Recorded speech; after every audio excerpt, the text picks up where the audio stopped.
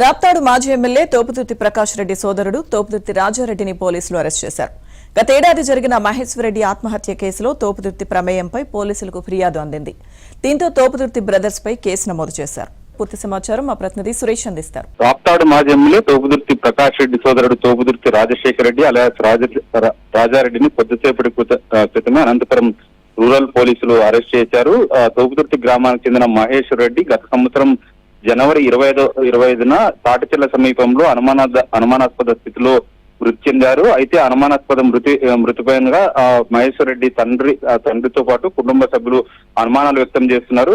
తోపుదుర్తి ప్రకాష్ రెడ్డి సోదరులే తన కుమారుడిని హత్య చేశారంటూ కూడా తోపుదుర్తి మహేశ్వర్ రెడ్డి తండ్రి మల్లారెడ్డి పోలీసులకు ఫిర్యాదు చేశారు. దీనిపైన విచారించాలి, ఖచ్చితంగా ఇది అనుమానాస్పద మృతి వెనుక ఖచ్చితంగా హత్య చేశారంటూ కూడా మల్లారెడ్డి మొదటి నుంచి కూడా అనుమానం వ్యక్తం చేస్తున్నారు. ఇదే సందర్భంలో అనంతపురం ఎస్పీ జగదీష్ కు ఫిర్యాదు చేశారు.